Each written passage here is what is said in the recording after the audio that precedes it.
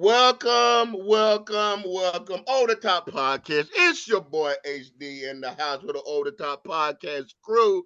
Who we got on deck tonight? Hey, we got the Playmaker G. What's going on, G? Fresh is the word. Fresh is the word. Q, what's going on, Q? Larsa Pippen is a groomer. Now, that's how we start the show, ladies and gentlemen, on Over the Top Podcast. You gotta to love it. All right, Jay, what's the deal, babe? Man, hey, just rolling with the punches. Rolling with the punches. Hey, we got a guest tonight. We got Miss Zora. Hi, Zora. How are you? Good. How you doing today? Good. Good stuff. And we got the lady of the crew to add a little salt to all of us, to add a little flavor to the meal. Flavor in there. Come on. You can't add the flavor in there. I'm sorry. Lady T, what's going on, Toya? I'm good. What's going on? I'm good. You good. Good stuff.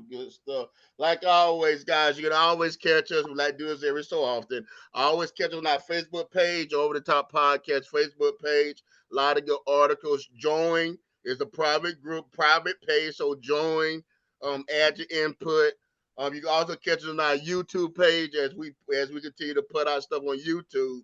But it's a little delay on the YouTube because we do also put our stuff. Hey, Wednesday night, 6 p.m. WDJY 99.1 FM. Check us out. That's where we at. Thank you guys for all the support and the love. So we're gonna start the night off with a Ask Toya. And what we got on deck, Toya? All right. So you're Toya. I'm 22 years old and I love hip hop. Of course, I am Generation Z. And my parents are Gen Xers. They are constantly complaining about the hip hop that I listen to. And they're the reason I love hip hop in the first place. When I say things like it's a different time and music is evolving, they look at me and laugh. I just wanted to know, because you and my parents were around when hip hop started, did your parents give you slack about listening to it? Help me help my parents understand. Sign, nothing wrong with trap music. Let's start with you, Q. What's your thoughts on that? There is nothing wrong with trap music. I believe that's as simple as you can put it. If you have this, I've listened on Spotify. They got a playlist because 50 years of hip hop. So a few days ago, I was listening to 90s hip hop. So all that. The only difference subject wise between that and now is the beat behind the music. The subject matter wise is, hey, go listen to what some of y'all, first off, and also some of y'all also got rose tinted glasses on when y'all go back and listen to some of that music. There's some rose tinted glasses on when y'all go back and listen. I was in there like, yo, that's what y'all listen. Someone was like, okay, I can listen to this. And then another time I was like, what? What is this? Like, Playmaker, your thought. I remember growing up listening to Mr. Big Stuff by Heavy D and the Boys. And they were playing a sample. And when it comes in, my mom was listening. She's like, oh, she was thinking I was listening to something from her time and era. And then she heard the rap and she was like, oh, turn that mess out. And during that time, it was a great song to me, but my mom didn't have the same appreciation for the music. So I think that's just how it is when it comes to music. I like some of the stuff that my mom has and my mom listened to, but I ain't riding around listening to it all the time. There's some stuff that she can find in my collection that she will listen to, but she's not buying Jay-Z. She's not buying some of the stuff that I listen to. So I'll say that's one of the beautiful things about hip hop music is everybody can find something within the genre that they like.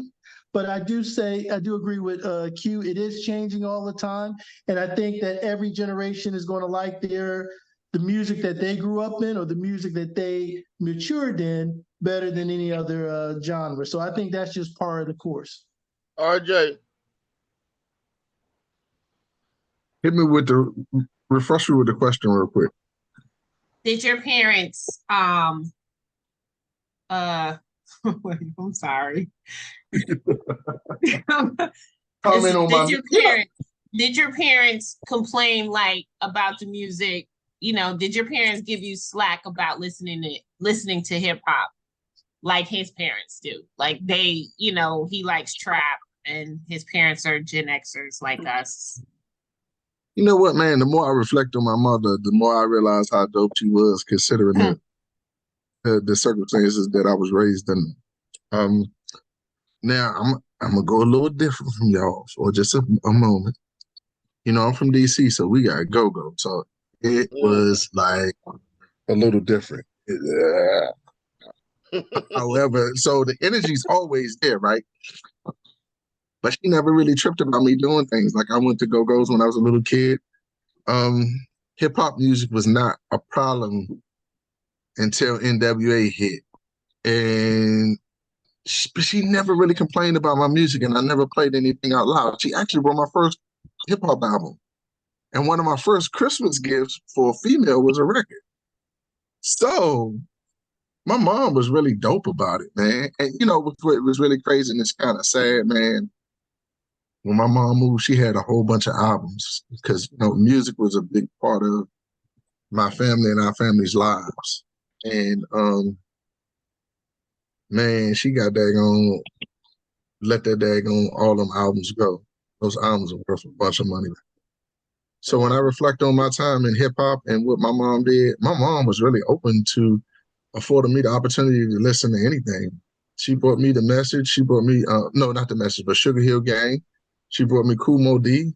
So yeah, man. And now here's the thing, and I'm gonna say this, and I'm gonna be quiet. Nothing ever hit like Hustler. When I heard Hustler the first time on the radio, it was over. It was over. Yeah. Hustler by Ice-T, and it was really dope. So yeah, that's a classic. That's an old classic. In the morning. That's an old classic.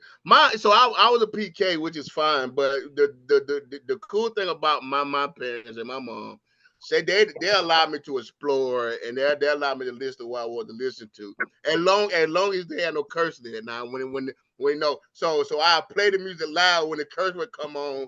I cut the volume down so she don't hear the cursing. Then we good to go. But Quinn, I gotta disagree with you, man. I think today's music is a little different than what we grew up with, man. I gotta push back on you on that. I think we grew up. Don't just go back and listen to the classics. Go back and listen to everything.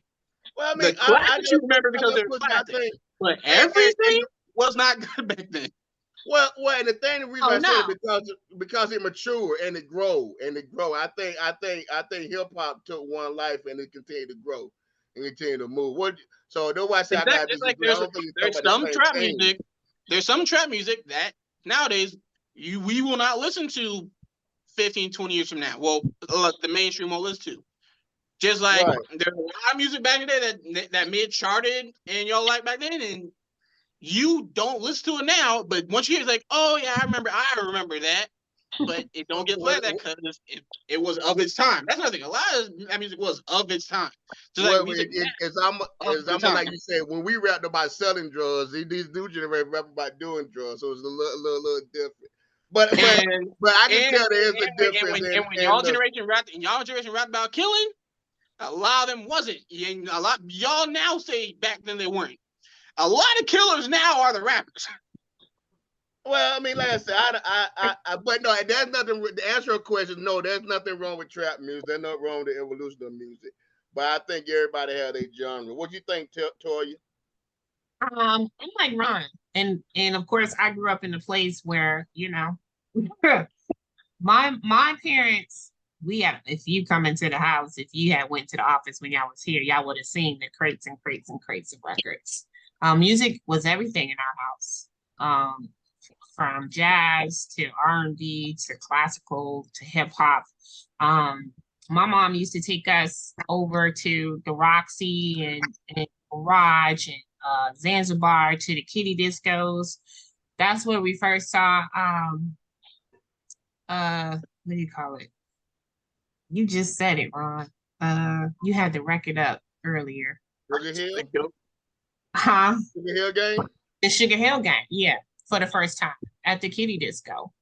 My mom loved Heavy D. She loves Big Daddy Kane. She loves Rakim. It's also the samples. So yeah, so the samples that I use. So when Ghostface did Tony Mottola, that's Dr. Buzz and the Savannah Band. Right. We have that record downstairs. And so yeah, so it was just more of pushing us towards music to make us musical. I don't have a problem with trap. I have a problem with mumble. You know, I don't understand it. I don't understand what they're talking about. Know. But I think our generation, we are hip hop snobs because we are hip hop. And so, yes, we are snobs. Your parents are snobs. That's all that is. Zora, what do you think about the hip hop? What kind of hip hop you listen to, Miss Zora? Zora? Mommy, I do judge some of the music, yeah. Huh? Yeah. But what hip hop, what do you listen to? Wu-Tang. Wu-Tang. You gotta speak up on the mic. We can barely hear you, so you gotta yell at us. You gotta yell at us.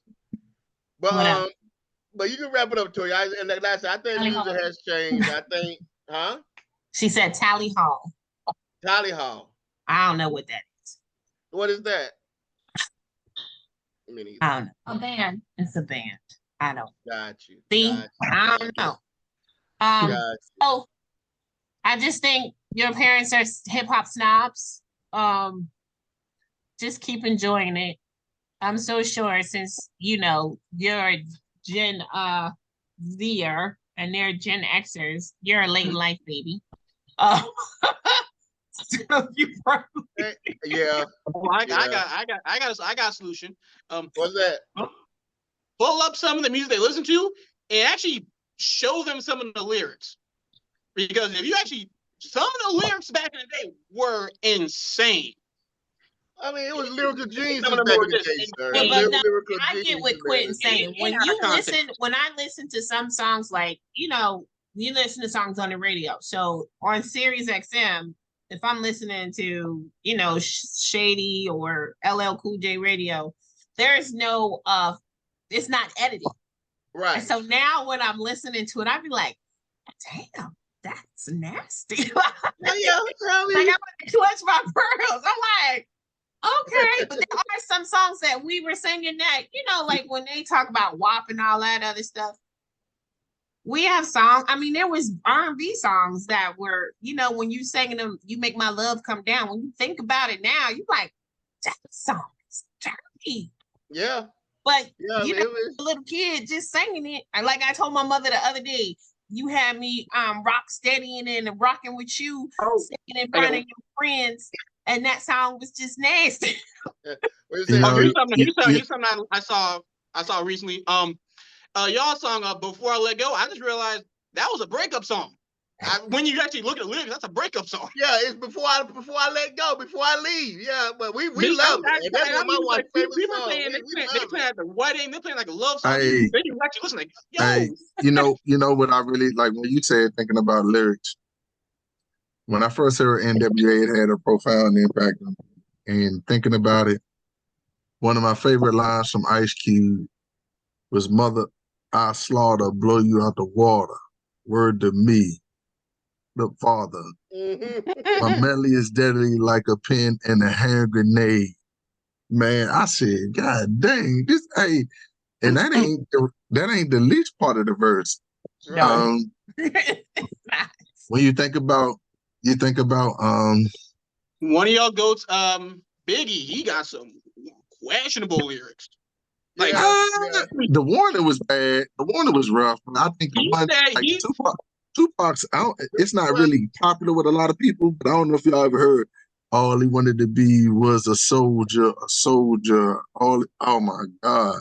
But now Biggie Biggie had a once couple said, of them. One of them. Now I'm not gonna spread. He said, "When I first saw you, I thought you was a trick. You look so good.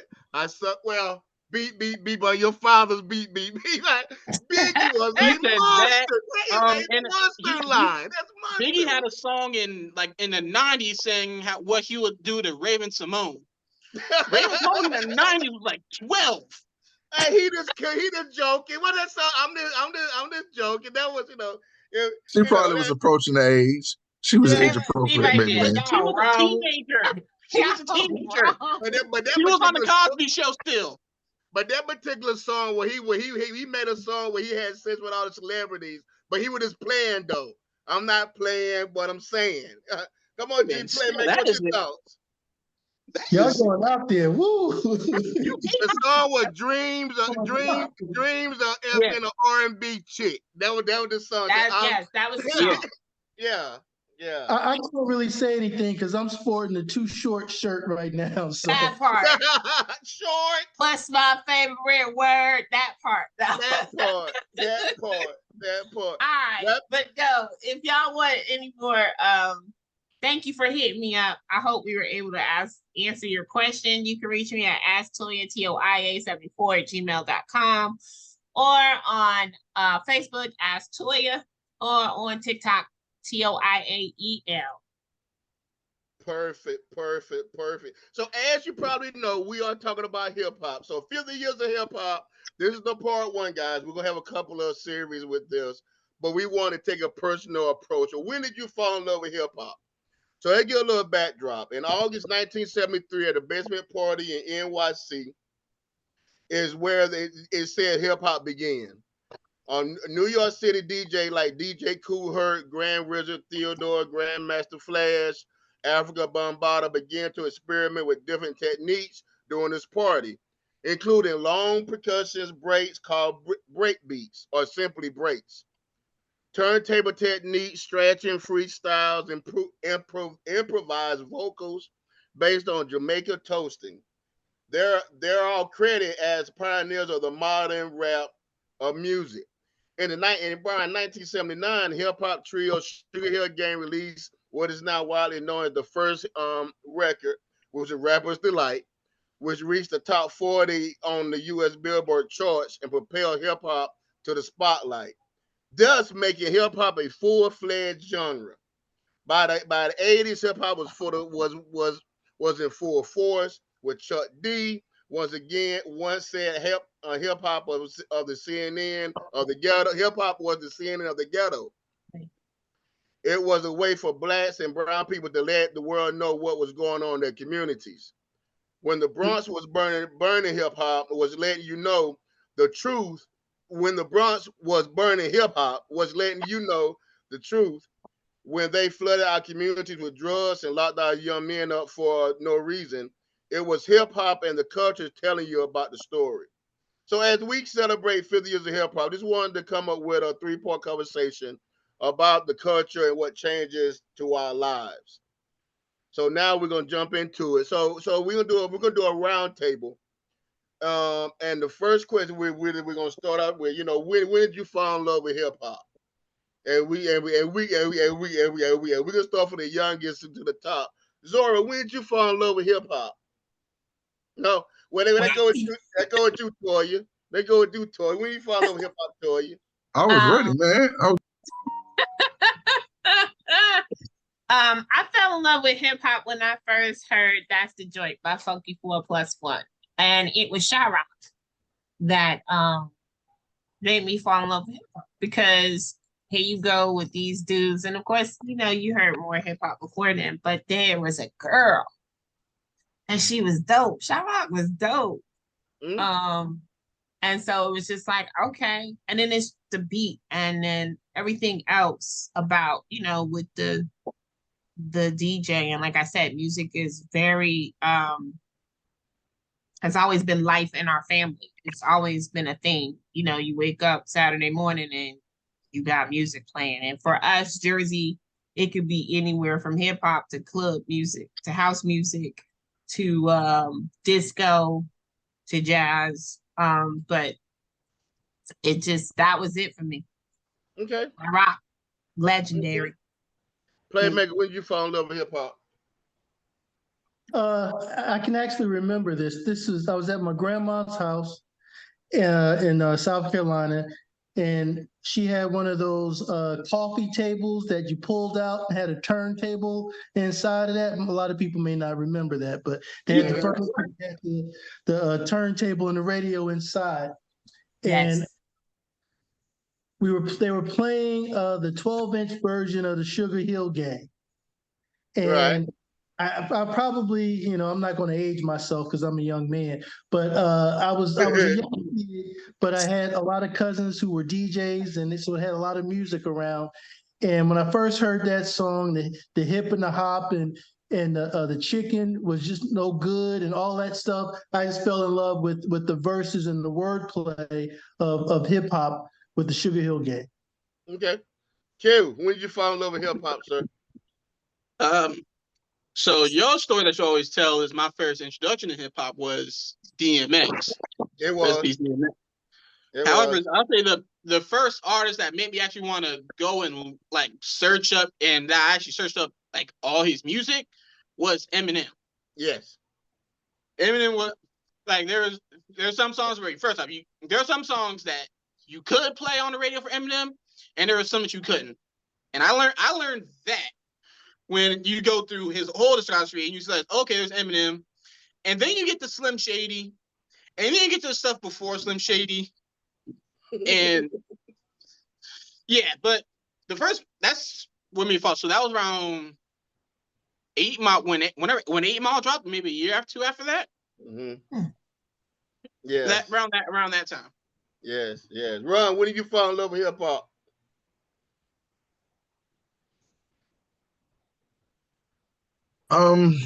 Mine's is two-part. Like I said, DC is a go-go stronghold, so we couldn't really get a lot of that music played on the radio. We had mostly R&B stations. The first, which was really crazy, the first hip hop station started to play it, and it was this DJ named Albie D. Man, it was crazy. It's a white dude.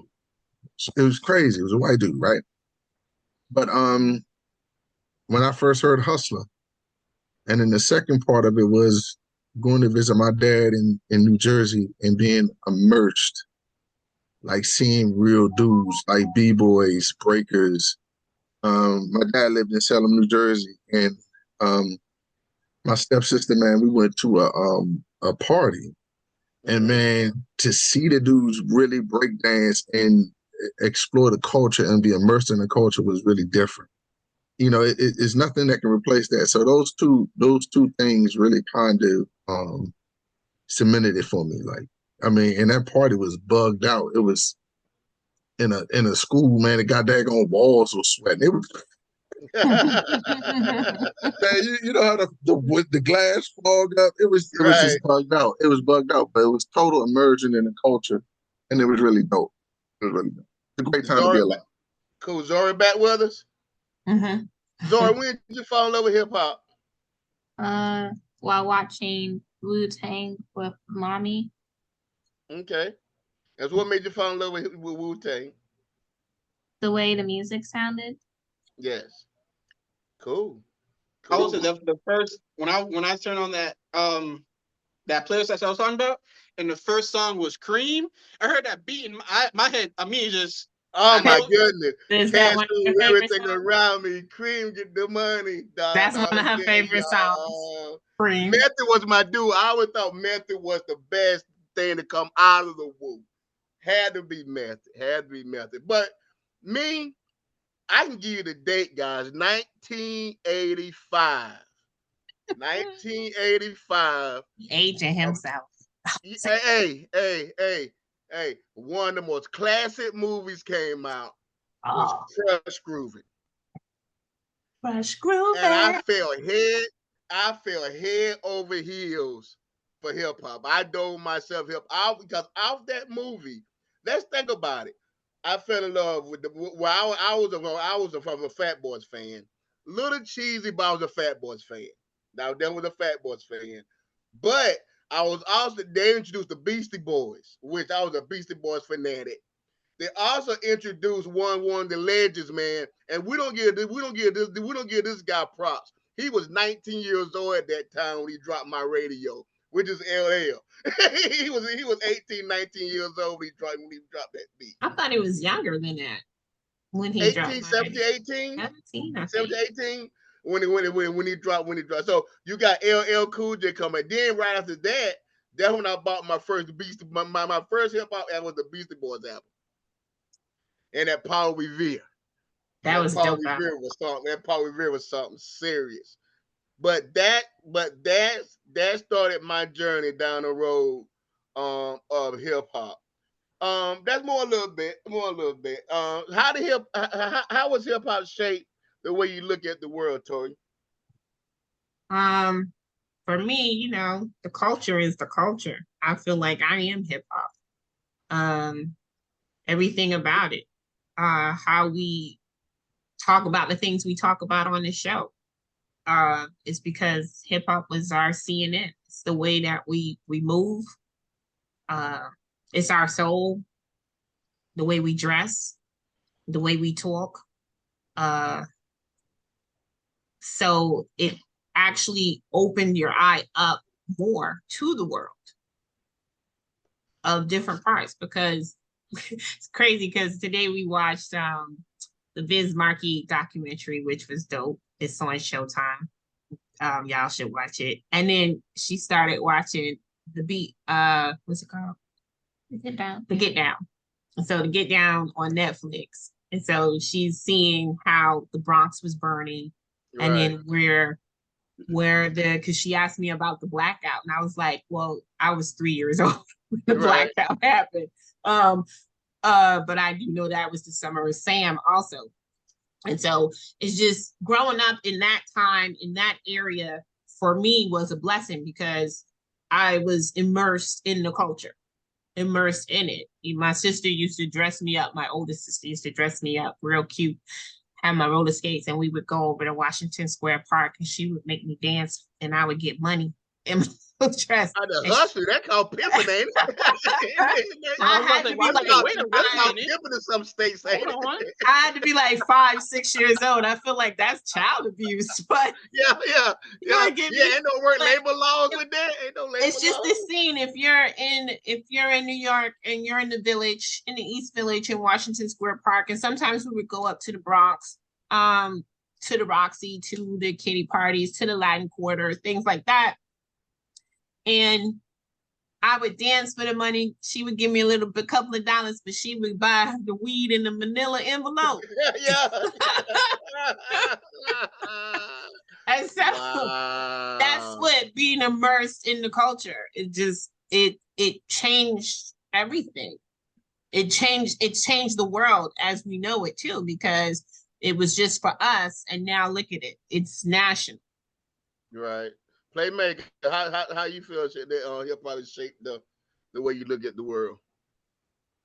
Oh, well, it's a lot of things. One thing I'll piggyback off what Toya just said is that when we were growing up and they were talking about hip hop, people breakdancing and all that, they said it wasn't going to last. It wasn't going to, it was just a phase or a fad. And then you look at where we are celebrating 50 years and how many people have become millionaires, how many people have used hip hop to springboard their careers in acting.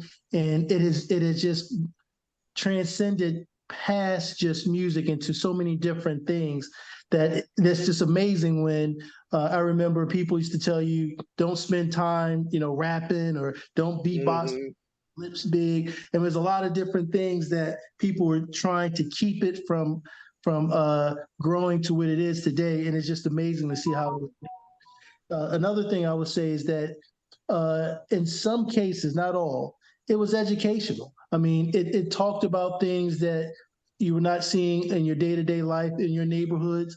It talks about stuff happening on the West Coast. If you tune into some of the West Coast rap in New York, if you were living in the South, and even finding out things are similar in Atlanta, it was just a lot of information. And then you even had some of the pro black and the conscious raps with poor righteous teachers and a lot of those different groups that were actually trying to teach, some messages if you on top of the beats, brand newbie and all that. So it was just a lot of things, educational, and then also just how it has grown. What about you, Q? So me, there's a lot. I've been fortunate enough to where with my generation, y'all watch the generation growing up, whereas especially from 2000 to now, y'all saw it, and some people like scoffed at it, they stuck to what they were used to. I kind of grew with it.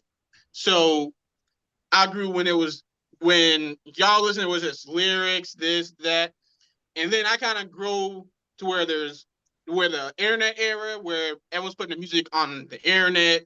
So where Soulja Boy, for example, and that transitioned into dances that go with the rap music.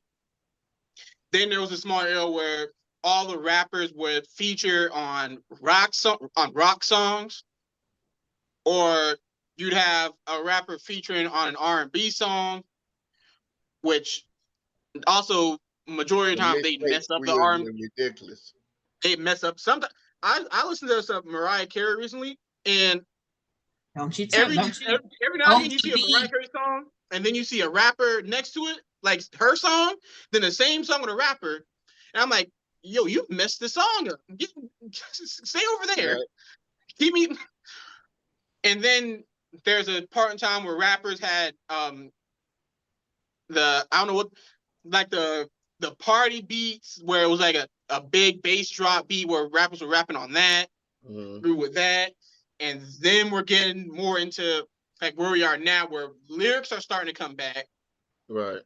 Y'all call it mumble, but that's because y'all used to hear more clearly. But when you grew up with it, you hear it clearly. Yeah. We want to hear what you're saying.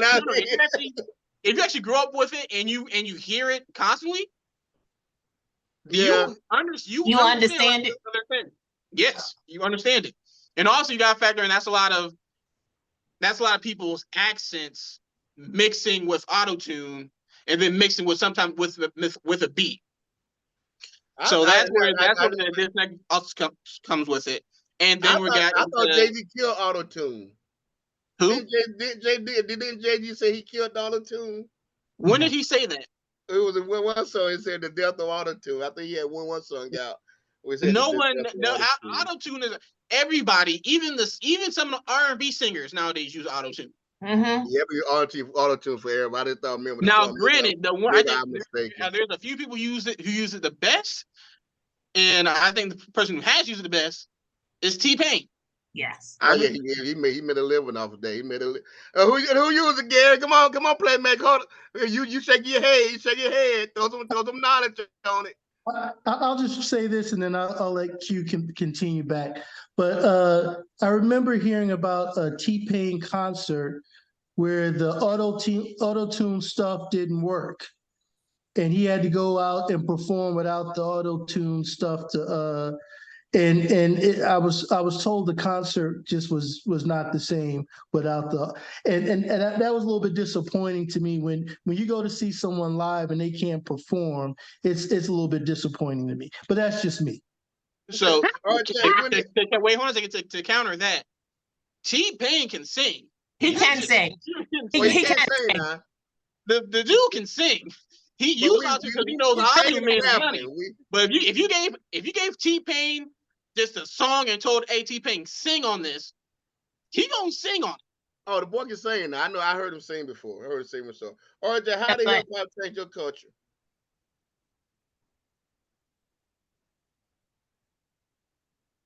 You muted. Say it again, Hank. The question: how did hip hop shape the way you looked at the world, or the way you vision the world? How did that? Man, you asking a 50-year-old man to kind of process that, right? Because I'm a reflect on it in this way. One of the dopest things that I ever experienced was being in Africa. Um, Walking through an orphanage and hearing these kids say, "I love it when you call me Big Papa." And it struck me that these cats who made music for the purpose of simply entertaining people and then also trying to get some bread in their pocket have reached all the way around the world. And that's when I really like the reach of hip hop and music struck me and it hit different. And I was so proud to be a part of that culture and the fact that the tentacles of hip hop touch a lot of different things. The only thing that's really tough about hip hop for me is that you had people like a Rick Rubin and a Russell Simmons that really loved the essence of it and wanted to protect the roots of it. Then you had people come in who weren't as judicious with the history and the power of what hip hop is. And so to sandwich it, it's the most influential art form I've seen in the last year.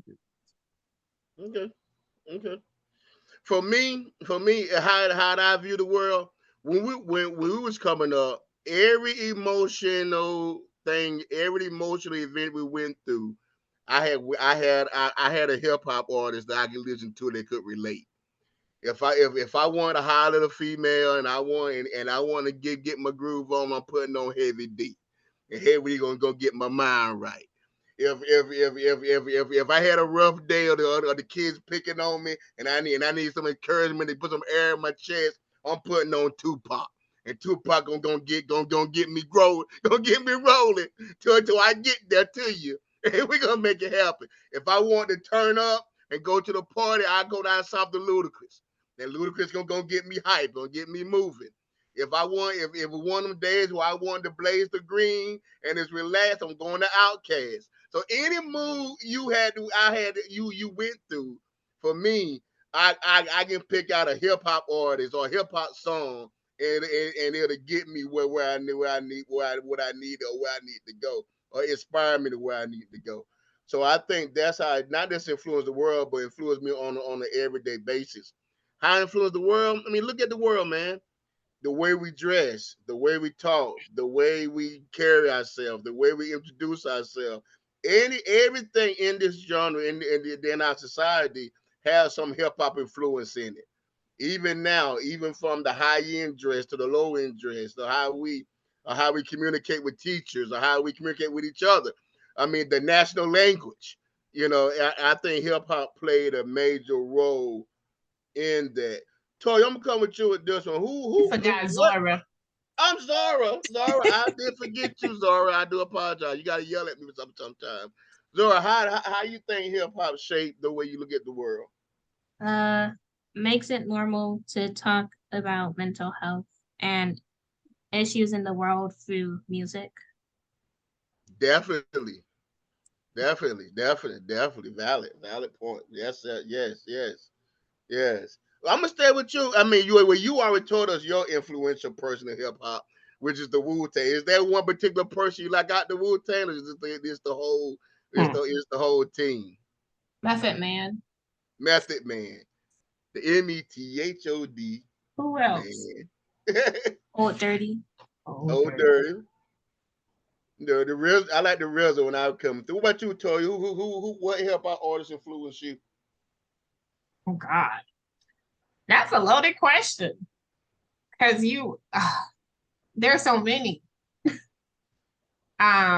So of course, Queen Latifah. Mm-hmm. Um,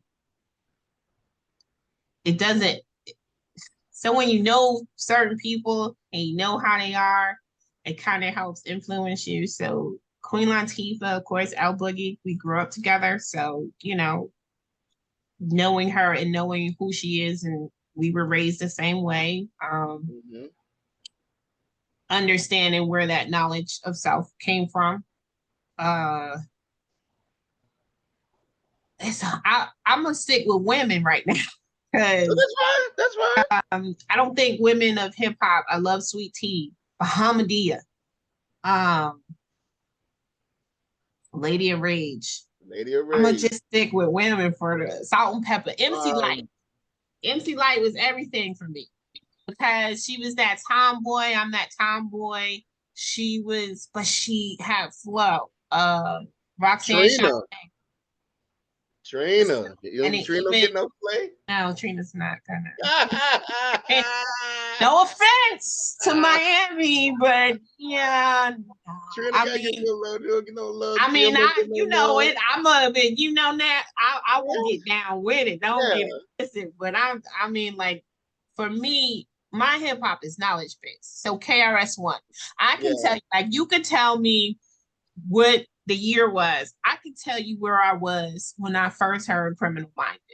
We had just went into The Wiz, which brings up Biz again because, you know, the song Nobody Beats the Biz was, The Wiz was an electronic store, record store, stuff like that. So my sister she bought two. She bought one for me and one for her. And then we got into her Mustang 5.0 and we put it in, and that was the first, and it just, I think I fell in love with hip hop all over again. Okay. Playmaker, who's your influence? Who's influential to you, and why? So, like Toya, I got to name a couple. It's just hard to put it in a box. I'll first start with Rakim, and the reason why I put Rakim in that category is, for me, when he came out, he kind of changed the landscape of how rappers rapped. He became, it was a lot of, rhyming off of syllables and stuff like that. But he kind of took it to another level. He brought science to rap, in my opinion. So that was like one of my favorite. It's because of, I think he shifted rap to become more lyrical. I also got to put in the GOAT, LL Cool J. Early in my life, I was a rapper, and when I was trying to prepare to do a piece, I would listen to LL, and that would kind of get my mind into a writing state. So, and then last, I would have to go with Jay-Z, because the man has been in rap for so long, and he has transcended through different generations and still remain relevant. So those are probably my three. Q. So I think, because there is a few, I think start off with, I said for Soulja Boy, when internet was just starting, and you got Soulja Boy, one of the first like songs. Like when you think of YouTube music, you think Soulja Boy told him that song. It's DMX as a whole, especially to that and getting used to New York style music. Chief Keef ran me into the Chicago style, with Chicago drill type music. And one of the first people I know that I heard was Chief Keef. And then you got Ludacris, who got me down used to the Southern type rap. My GOAT, Lil Wayne, who got me used to that Louisiana, was that actually, that hearing him and then hearing other Southern rappers, that kind of let me know, okay, there's a difference between Louisiana, Atlanta, Florida, Texas. Yeah. There's a difference. Like I said, Eminem, Royce the 5'9", getting used to the Midwest, Detroit style. Chief of Chicago, Kendrick, and them over for the West Coast style. Here's someone that y'all don't look at me crazy when I say, but Nick Cannon, for what he did with for all you know, rap was kind of like serious. Like you take rap serious, you take it serious. You can make jokes, you can make fun with it. well, a serious topic. He had serious topics. Then Nick Cannon introduces that along with Wild 'N Out. So now there's rappers on there. They come there. They don't have to put on a facade anymore. They go on there. They make jokes. Jokes get made at them. That's no okay. Hip hop can be fun. Not everybody has that beef. You're not always focused on making music for this. No, now you get to see their actual personality outside of music, and Right. that also Okay. inadvertently brought me into the battle rap world. So, and then battle rap's that something completely different, but it's hip hop still. Okay. Where it's like the original, where you on a corner, you rapping, you Old got school bars, in the they got circle. bars, going back and forth, and then nowadays you got them making millions. You got people going out to see them. Where you say, "Hey, I got 6 seconds of rapping, and that's all you getting." And then you got people now got 3 rounds of 5 minutes or longer. Right. Right. We're like, RJ, oh, that's they showing the talent wise. Where I can't make a song, because some of them can't make music, but they can rap, and right. sometimes that's all you just want to hear rap. Okay. RJ, who is your influential rap artist? Well, I heard Toya say a number of artists. I heard G say a number of artists.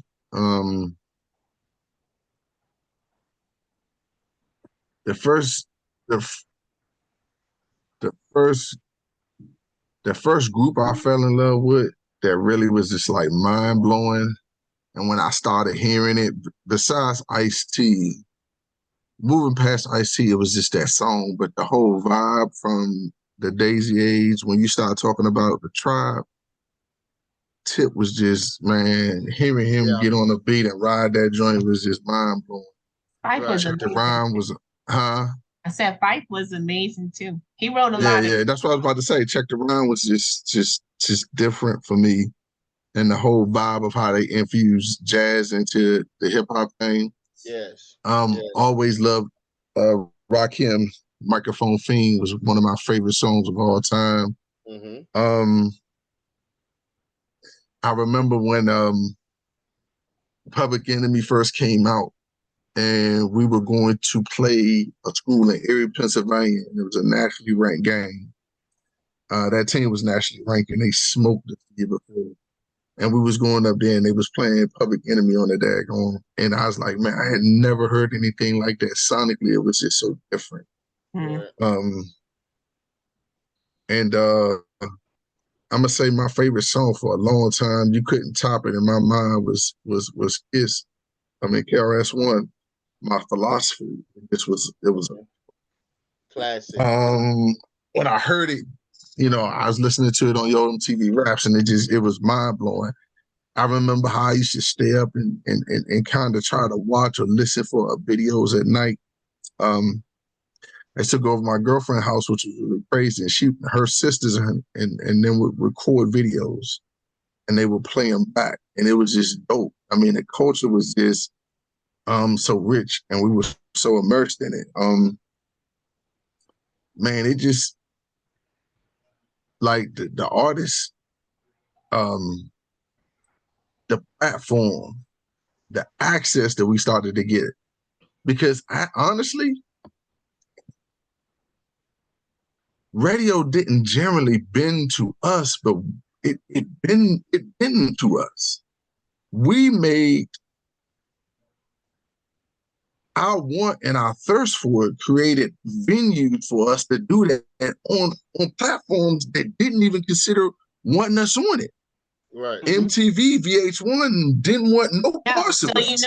You know what? So again, being raised within the culture in the city, so DJ Ralph McDaniels, which would come on. That's how we watched our videos. This was before Yo MTV Raps.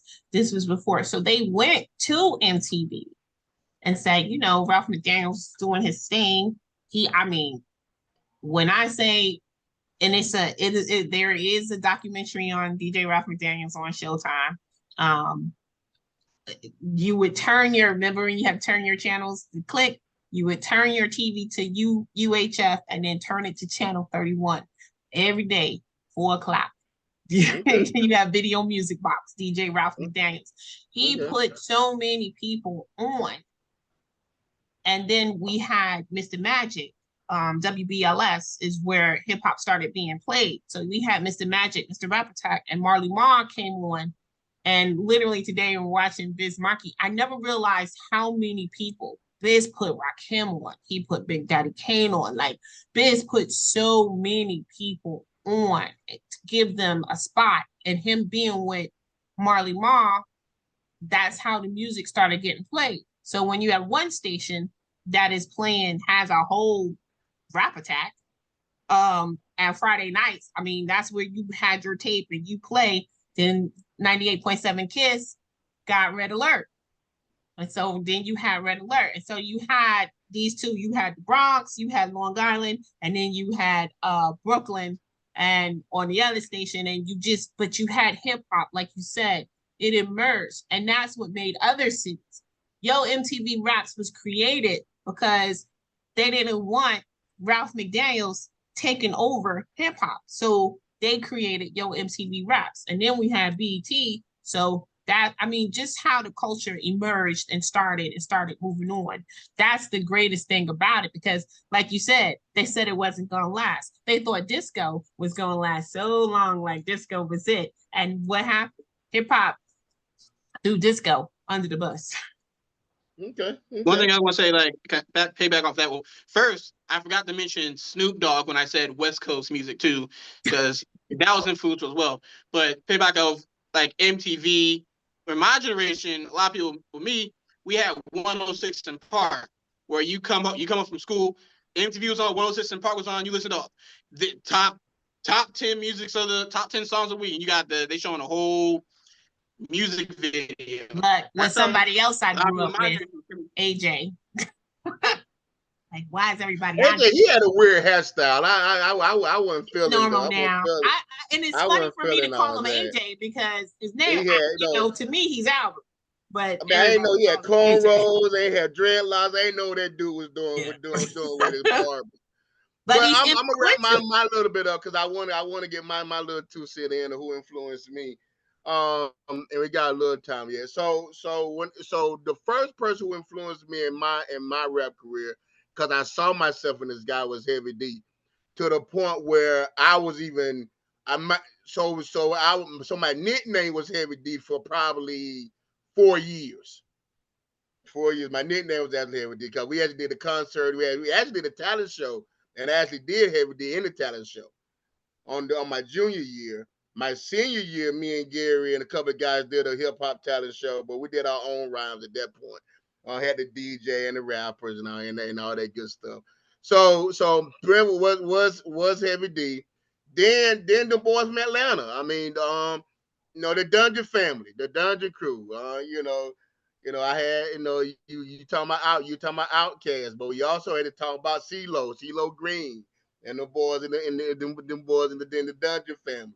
I love that. So those are mine. Then it came Tupac. Then also Jay-Z. Jay-Z also, we gotta get honorable to Jay-Z. But gotta give props to them. But Tori, you get the last word for the night, sweet. What's the last word on hip hop? Yo, hip hop is life. It is for me, it is everything.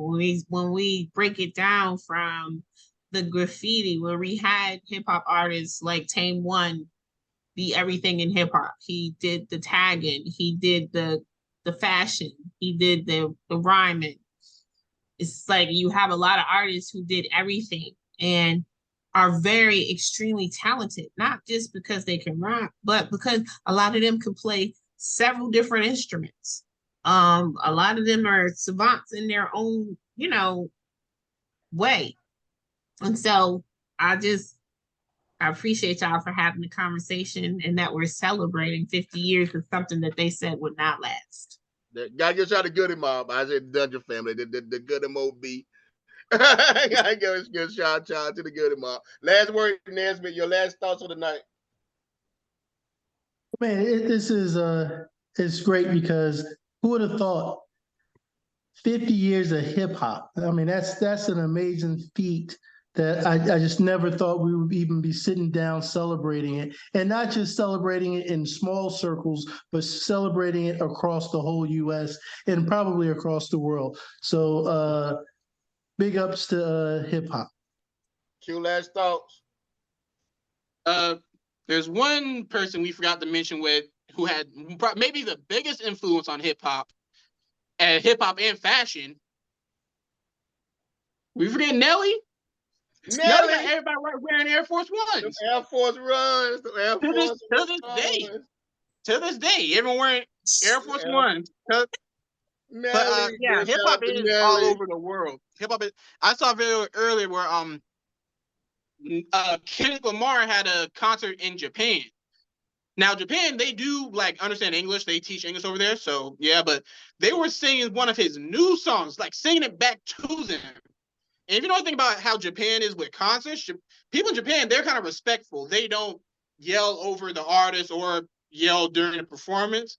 So if you get that culture, respect hip hop, like we're gonna sing this to you because you know that's the hip hop culture. We're gonna sing this to you and you sing to us. Yeah, hip hop is worldwide. We gotta keep talking about this too. We are still talking about this, right? Like next week. We'll see. Not bad. RJ, make it quick. We wind it down. Last word. I would be remiss not to speak to about my favorite artist, which is Tupac Shakur. To me, he's the embodiment of hip hop in the sense that it's a balance of beauty, a balance of hustle, but a balance of conflict within himself. And so when you really reflect on like what hip hop is all those things. It knows how to party, it knows how to tear stuff up, it knows how to be disruptive, but it knows how to build. So I'd be remiss without mentioning Tupac Shakur and miss that, because to me, just listening to what Irv Gotti said the other day, he said, yo, that dude was a god. He said, man, a lot of these dudes talked a lot of street stuff, but yo, bro, he lived it.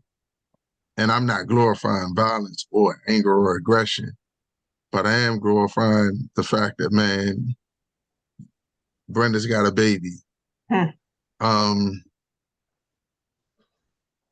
Some of the other one of the songs I really love that's real low key is Pain.